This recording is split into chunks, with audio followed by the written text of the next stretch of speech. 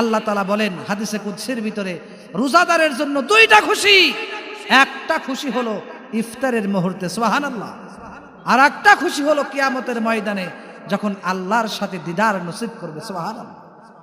ইফতারের সময় রোজাদার যে খুশি হয়, যারা গরুর মতো কুকুরের মতো খায়, ওরা কি এই মজা পায়? পায় না। আল্লাহ তাআলা বলেন, এ দুনিয়ার মানুষ শুনো, তোমাদের পুরস্কার হলো as-sawmuli ওয়া আনা উজুজা বিহি, আর আকরাতে আর সোয়ানা আজিজি বিহি। আল্লাহ ডাক দিয়া কয়, এ দুনিয়ার মানুষেরা ভালো করে শোনো, রোজা হলো আমার জন্য, রোজাটা হলো আমি আল্লাহর জন্য, এবং এই রোজার পুরস্কার ফেরেশতারা দিবে না, কেউ দিবে না, আমি আল্লাহ নিজের হাতে আমার বান্দার রোজার পুরস্কার দেব। আর এক রিওয়ায়াতের মধ্যে আর সোয়ানা উজুজা বিহি, রোজাদারের জন্য আমি আল্লাহ নিজেই পুরস্কার, সুবহানাল্লাহ। আজকে আমরা রোজা রাখি না, বলেন যারা রোজা রাখে না এদের উপরে আল্লাহ খুশি না নারাজ? খুশি না নারাজ?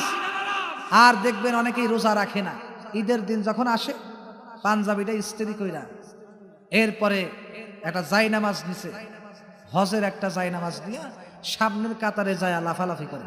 কথা বলেন ঠিক কিনা? বলেন ওই ব্যক্তির নামাজ পড়া আর যে রোজা রাখছে 30টা দিন তার নামাজ পড়া, কার ভিতরে আনন্দটা বেশি লাগবে? যে রোজাদার তার বেশি লাগবে, ঠিক কিনা? সেজন্য ভাইয়েরা, আমরা মুসলমান, আমাদের আল্লাহর হুকুম মানতে হবে। রমজানের রোজা আমাদের রাখা লাগবে। রমজান মাসের দাম এত বেশি কেন? 12টি মাসের ভিতরে রমজানের দাম এই জন্য বেশি, নবী বলেন রমজান মাসে আল্লাহ কোরআন নাজিল করেছে, সুবহানাল্লাহ। শুধু তাই নয়, রমজান মাসের ভিতরে একটি রাত আছে লাইলাতুল কদর, আর সবচাইতে সারা বছরের ভিতরে সবচাইতে এই রাতের বেশি দাম। কোন রাত? লাইলাতুল কদরের রাত। এই রাতের দাম এত বেশি কেন? লাইলাতুল কদরের রাতে আল্লাহ কোরআন নাজিল করছে, কোরআনের কারণে আল্লাহ মর্যাদা বাড়ায় দিয়েছে, সুবহানাল্লাহ। সেজন্য আমরাও যদি কোরআন পড়ি, কোরআন ধরি, কোরআন অনুযায়ী জীবন পরিচালনা করি, আল্লাহ আমাদেরকেও দামি বানায় দিবে, সুবহানাল্লাহ। সেজন্য কোরআন পড়তে রাজি আছে তো? তুমি কেমন মুসলমান, তুমি কেমন মুসলমান, তুমি কেমন মুসলমান, তুমি কেমন মুসলমান, নামাজের কাছে নাই পরিচয়, মানো না কোরআন, তুমি কেমন মুসলমান, তুমি কেমন মুসলমান, ঠিক কিনা? কেমন মুসলমান তুমি? নামাজ আর কোরআনের সাথে তোমার কোনো পরিচয় নাই, শুধু এমনি এমনি চলছো, শুধু মুসলমানের খাতায় শুধু মুসলমান দাবি করলে হবে নাকি মুসলমানের কাজ করতে হবে? মুসলমানের কাজ করা দরকার আছে না নাই? দরকার আছে। কারণ রমজান মাস এই যে সামনে আসতেছে, অনেকেই রোজা রাখবে, অনেকেই রোজা রাখবে না। যারা রোজা রাখে না এদের জন্য একটি সঙ্গীত শিল্পীরা বলে, তুমি রমজান এলে রাখো না রোজা, দিন করো আঘাত, পয়সা করির নেই তো অভাব, দাও না তো যাকাত, ঠিক কিনা? রমজান এলে রাখো না রোজা, পয়সা করির নাই তো অভাব, এরপরেও দাও না তুমি যাকাত। অনেকে আছে না নাই? অনেকেই মানুষকে দেখানোর জন্য কয়, ভাই আমি নামাজ না পড়লে কি হবে, কিন্তু আমার ঈমান ঠিক আছে। এরকম আছে না নাই? কয় হুজুর গরিবদেরকে আমি খেতে দেই, বিধবাদেরকে কাপড় সাপড় দেই, অসহায় মানুষের পাশে দাঁড়াই, রাস্তায় মাঝে মাঝে রাস্তা তৈরি করে দেই, এই আমি মাঝে মাঝে নামাজ পড়ি না, তাই কি আমার ঈমান গেছে নাকি? আমি বলবো আরে আপনার ঈমানই তো নাই। ঈমান থাকবে, ঈমান থাকলে সে নষ্ট হবে, ঈমান থাকলে সে নষ্ট হবে, আপনার ঈমানই তো নাই।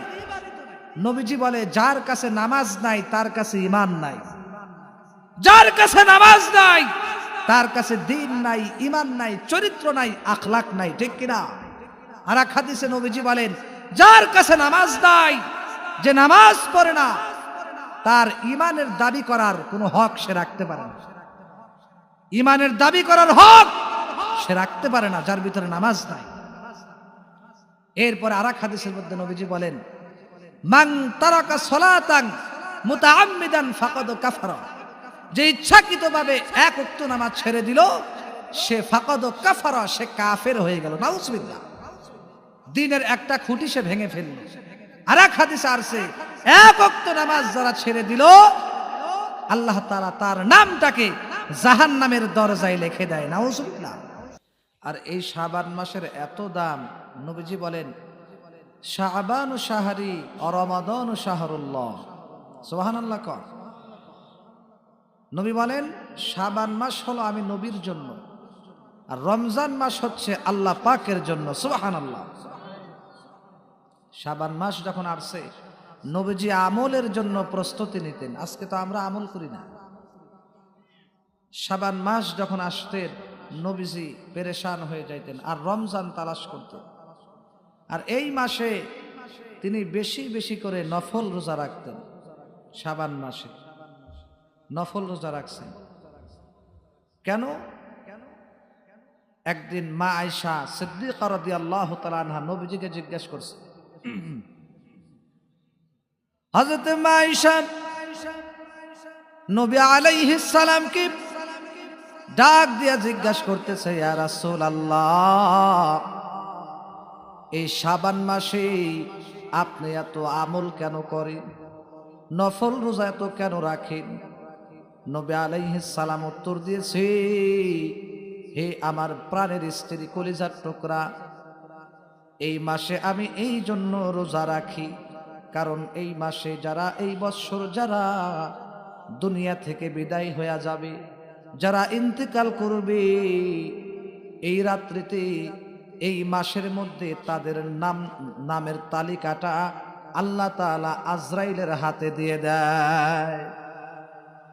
অর্থাৎ এই রাত্রে, অর্থাৎ এই মাসের ভিতরে, পুরা শাবান মাসের ভিতরে আল্লাহ তাআলা এই বছর যারা ইন্তেকাল করবে, যারা মৃত্যুবরণ করবে, আল্লাহ তাআলা তাদের মৃত্যুর নামের লিস্টটা আজরাইলের হাতে তুলে দিবে।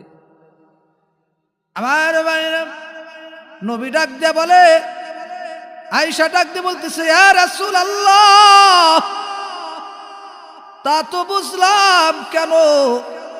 আয়েশা সিদ্দিকা রাদিয়াল্লাহু তাআলা আনহাকে নবীজি ডাক দেয়া বলে, ওগো আয়েশা, আমি এই জন্য বেশি বেশি নফল রোজা রাখি, আমার নামের লিস্টটা যদি এই বৎসর তালিকার মধ্যে উঠে যায় তাহলে আমি যেন রোজা অবস্থায় থাকি, আমি রোজা অবস্থায় থাকা অবস্থায় যেন আমার জানটাকে কবজ করে। আমি নবী এই জন্য এই মাসে বেশি বেশি নফল রোজা রাখি।